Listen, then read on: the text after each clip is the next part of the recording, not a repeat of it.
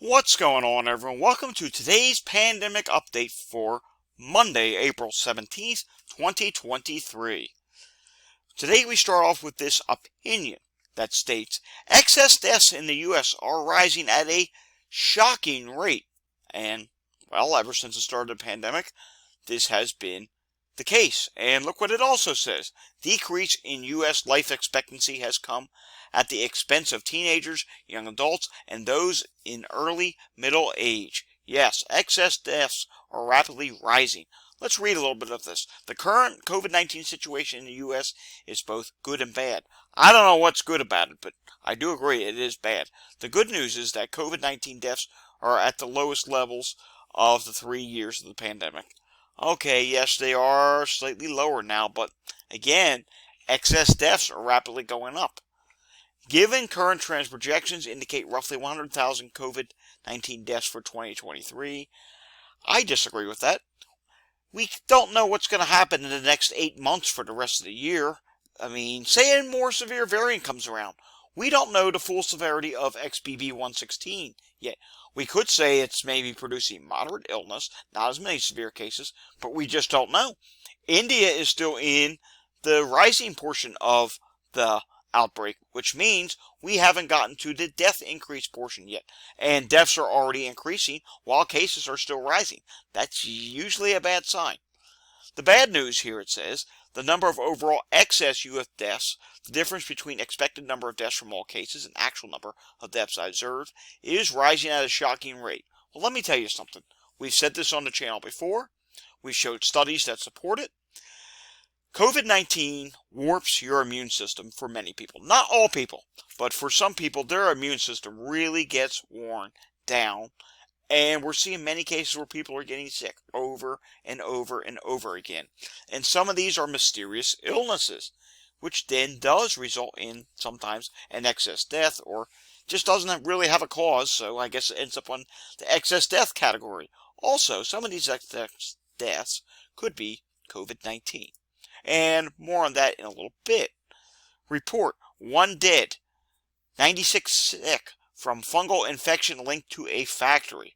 Yes, 1 person is dead and nearly 100 others are reportedly sick from a fungal infection linked to a Michigan factory. Well, this is rather concerning, and we're starting to see more and more of these pop up again. Immunity being warped is allowing these infections to spread much faster than they could ever spread before. This has actually resulted in 12 hospitalizations, and I think, as I said here, yes, 1 person did die from this. So this is something we'll have to watch. We'll see if this continues to spread, or if more cases of this pop up elsewhere, which does seem to be the case lately. And one of the things that we're seeing is, with warmer climate, in climate change, we're seeing more fungal infections pop up. So, climate change plus COVID, ooh, bad combination. Now we come over to this. India recorded another 9,111 new cases. They also recorded 27 new deaths. So, their deaths are up from yesterday, while the cases are down. And the only reason why the cases are down is because less people get tested on the weekend. And this is the case all around the world. I think the only country that was ever an exception to this was probably China, with their super strict COVID policies that they had earlier in the pandemic. Notice I said earlier and not during, because the pandemic is not over, folks. Moving on to this, the EU climate policy chief, Frans Timmermans, tested positive for COVID on Monday, April 17th. That's today. He is currently 61 years old. He's the second person from this EU Commission to test positive. Remember we reported on something the other day? Alrighty, back to people continuously getting sick and immunity being warped. Well, take a look at this. Boston Bruins. Now, I don't know how many of these players have actually had COVID in the past. Could I go do some research and dig it up? Yes, I guess if I did hours of research, yes, I could see which ones possibly had a reported public case of COVID. Remember, some people don't report their case of COVID. Several Bruins players sick hours ahead of the playoff opener versus the Panthers. How mysterious. And let's come down here. Fluto Shinzazwa And illness is going around, says Jim Montgomery. Several players are sick. Here's another tweet. Practice-Bergen is to be decided for tonight for Jim Montgomery. So you got to wonder, is this game even going to go on? As of right now, it looks like it's going to go on. It says fans should have a better idea if Bergen, I guess that's the team's captain, will be available. He exited last week's regular season finale against the Montreal Canadiens early with an upper body injury. So he's out, but now you have several fans that are out sick as well. And I'm not seeing here where it says what their symptoms are. Just sounds like a mysterious illness that's going around on the team. So several players are out sick, as we have seen many cases of mysterious outbreaks ever since the start of the pandemic. Yes, they happened before COVID, for those of you that want to comment down below and say, oh, well, this always happened. Yeah, they did, but never at such a high rate and frequency that we see now. That's something I'm trying to bring awareness about every day when I do these videos. Alright, let's take a look at some data. We have no COVID history to report on for today. We do have bad news in wastewater. A lot of sites have not updated. Let's just take a look here at the national picture here. You can see the 4 regions. The western region is the one that's rising the most. The other regions are dropping at this time. Taking a look here at the wastewater, you can see there's a lot of gray sites again after we had so many that came back last week. The biggest problematic area that we see here is in the Great Lakes, where you do see a lot of orange, moderate to near high levels.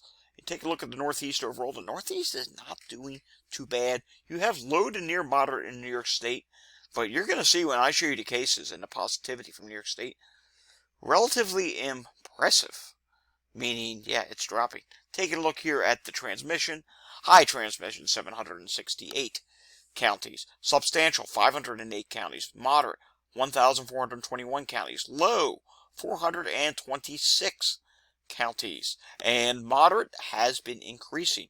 So while we would like to see low transmission increase, meaning there's lower amounts of COVID being detected, moderate is ruling the roost, and we are seeing a drop in high and substantial levels, which I guess that is somewhat good news. Gotta find some good news here.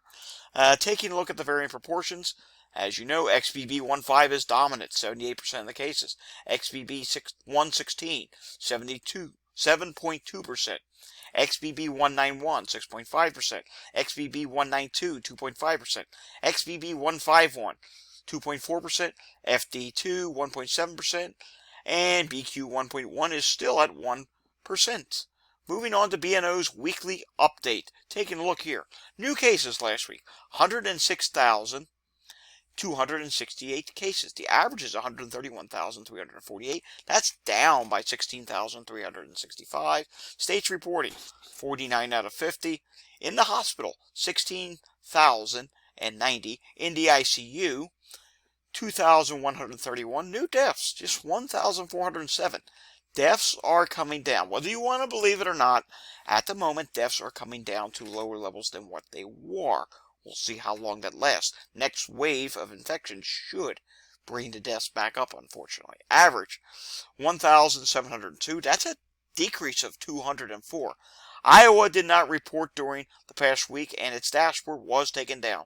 Florida reported deaths, but its case count dropped by more than 32,000 without an explanation. New York State is no longer providing weekend updates. We figured that was probably what was happening. We saw the glitch on Saturday, and then the site came back on Sunday, but it didn't update. And yeah, it's just horrible. So it is what it is. At least they're still Monday through Friday. How about New Jersey? New Jersey, 113 new cases, 45 new probable cases, 4 new confirmed deaths, 3 lab-reported deaths in the last 24 hours. So, yes, there are still deaths occurring in the state of New Jersey. Hospitals situation in New Jersey is at 314 people in the hospital, 15 people on a ventilator. I do not see a number here for ICUs up. We can click on it. Okay. Patients in the ICU. Just 38 people in the ICU in the state of New Jersey. How about New York State? This is where it gets relatively interesting. Positivity rate, number of people who tested positive, 420. We wouldn't want to see a positivity rate of 420, nor is that possible, but positivity rate, look at this. 0.8%. Yes, it's gone below 1%. I don't recall seeing that happen since pre-Delta wave. So, wow, that's impressive. The 7-day average is 1.8%. So levels right now in New York, I know it's really hard to believe, they're relatively low. And this goes back to something I brought up at the beginning of the video, mysterious illnesses. Not everything is going to be COVID. But, yes, there is definitely more COVID going around than we know about. But anyone who has had COVID, there's a high possibility that they are continuously getting sick. And, yeah, I get it. With this pandemic and everything, with COVID still going on, you are right to assume that it's COVID, because you never know when something is not COVID. You can't take someone's word. But yeah, the positivity rate right now is super low in New York State. But we know that is not going to last. Eventually it's going to start rising again once we get the XBB 116 wave fully underway. Once XBB 116 starts rising in proportion, cases will probably eventually skyrocket. Alright, taking a look here at the hospitalizations in New York State. And as you can see here, hospitalizations, 825 people in the hospital, 112 people in the ICU. How about New York City? New York City is relatively flat right now. You have 243 people hospitalized, 36 people in the ICU. Yes, Walgreens did not update again today. I think we're just done with Walgreens. I'm accepting it. Alright, taking a look here at some international cases. Let's update this to make sure it's the most recent data, because, this updates throughout the entire day. South Korea, cases are up 0.8%. Deaths are down 4%. India, cases now up 79%. 64,730 cases in the last 7 days. Preceding 7 days, 36,250. Wouldn't be surprised if this number right here eventually goes over 100,000. And India is definitely missing a lot of cases. Deaths are up 86%. So we are seeing a big increase in deaths in India with the XBB 116 wave. But remember, India has limited immunity through vaccination and cases. They haven't had a major wave in a long time. But again, it's interesting to watch deaths rise so much. Now, if we start seeing deaths rise at the same percent level or a high amount in other countries that have had recent waves, that's truly concerning, and that would be something we really have to pay attention for. And France is one of those places we'll have to watch. France cases are up 19%. Deaths are still down 7%. Japan cases up 4%. New Zealand cases now up 15%. And deaths are also up 11%. We've been watching Australia. Australia cases were rising last week. And so far, to start off this week, they are down, but I don't think they update over the weekend. So let's see what happens with that come Wednesday or Thursday. And we come down here to Brazil. Cases are down 75%. Deaths are down 73%. Germany, cases down 5%. Deaths are now up 30% in Germany, so that's starting to get into the interesting range. 581 the last 7 days, 447 in the preceding 7 days, so that's concerning. Mexico, cases up 3%. Deaths are up 37%. Indonesia, cases now up 65%. And deaths are up 184%. 71 deaths in the last 7 days, 25 in the preceding 7 days. I would like to investigate to see what variant they're on. If it's XBB 116, we have problems, because yet again, it's another example of deaths rising by a good amount due to the new variant. We'll end it today on Malaysia. 49% increase on cases, 300% increase on deaths, and that's simply because it's 12 versus 3. Alrighty, that does it for today's pandemic update. We'll have another pandemic update again tomorrow. I'll see you all again next time. But until I see you again next time, you need to do a few things. 1, you need to stay safe and test negative. 2, if you like this video, give it a thumbs up. And if you want to see more content like this, hit the subscribe button down below. Until I see you again next time, stay safe, everyone. Have a great evening.